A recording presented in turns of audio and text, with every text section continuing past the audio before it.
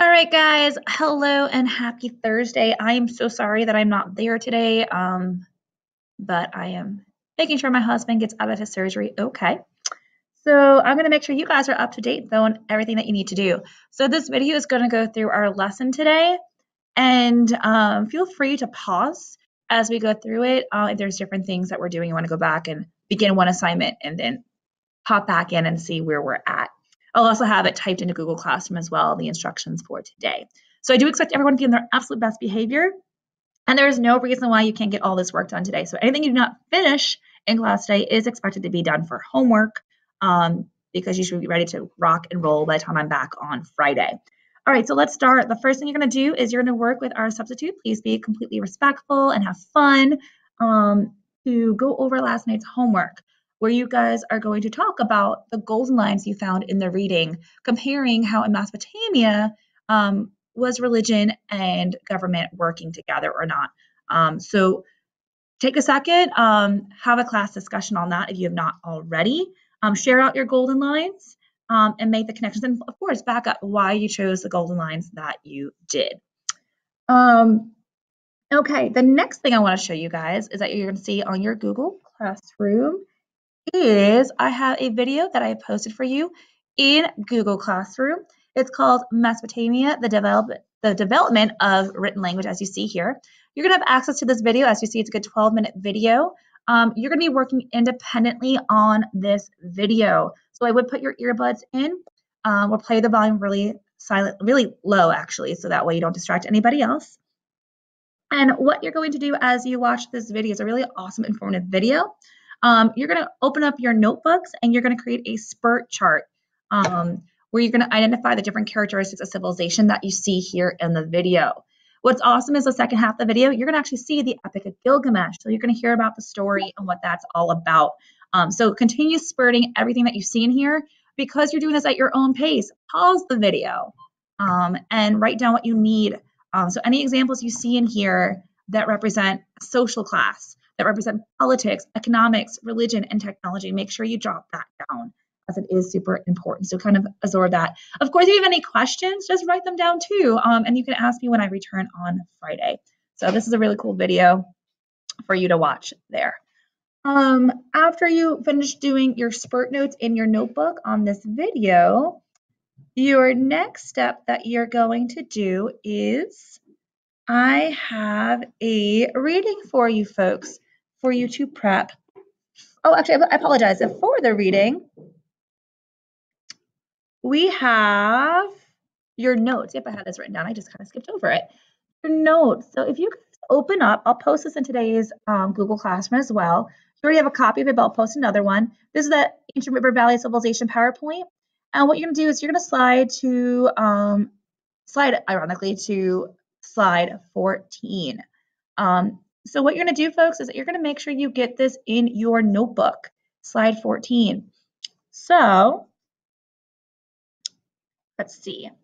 So the first information, it's just this one slide that I do want to make sure you guys get down, is know what an empire is. We're going to be talking about empires a lot this school year. So this actually, and by the way, this is a great place to maybe pause your video of me right now. So you can be doing this independently as well.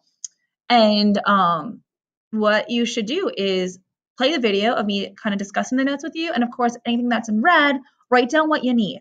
Okay. So it's almost like we're still doing notes, but we're doing it digitally today. Pretty cool, right?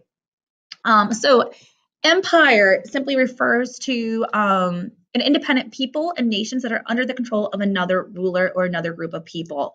You know me, I got to make things cheesy.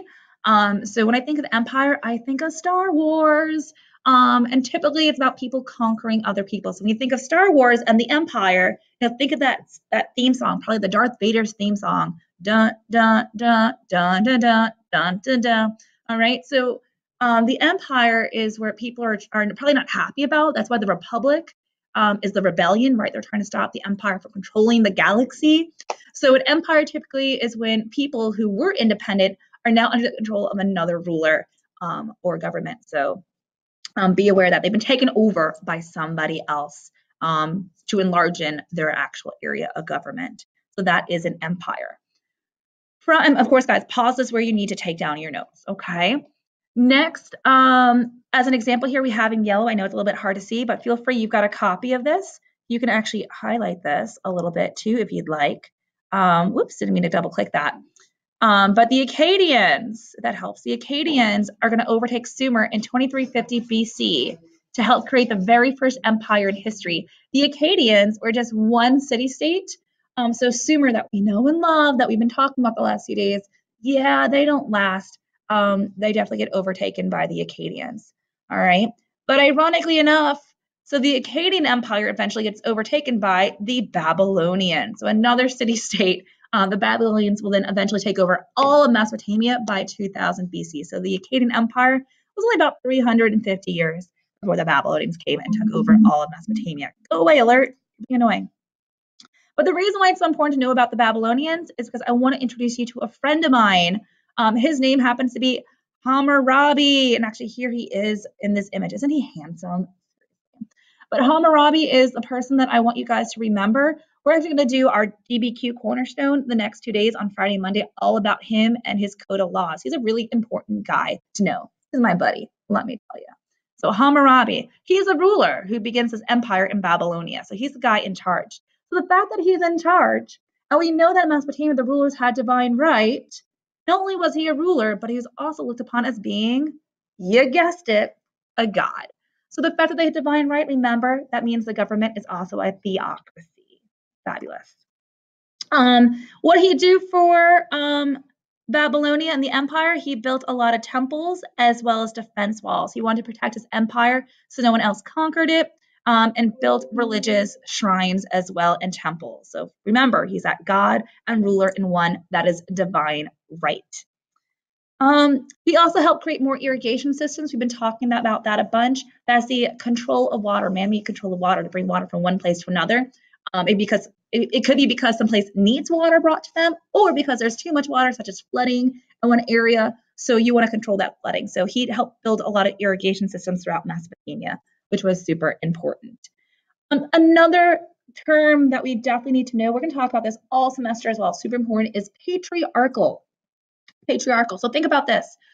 Your home, your family. Think about who wears the pants in the family. You've heard that phrase before, right? Who wears the pants in the family? If dad's kind of the guy in charge, it means it's a patriarchal family. That means male-dominated and male line of power.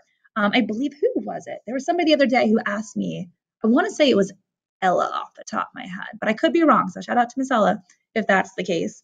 Why are we not seeing a lot of women in charge? And it deals with this. A lot of times in history, we're going to see that it was a lot of times male dominated. However, if a female was in charge, and we'll talk about some females who did have a lot of power in history. In fact, there's one coming up in Egypt next chapter. Think about your own family. If mom's the one who's kind of in charge and puts her foot down type of thing, that would be a matriarchal society where there's a female in charge and has the most power. So those are your definitions. I think that's nope, there's one more. I apologize. The last one, right? Nope, yep, that's the last one because we're not going to Egypt.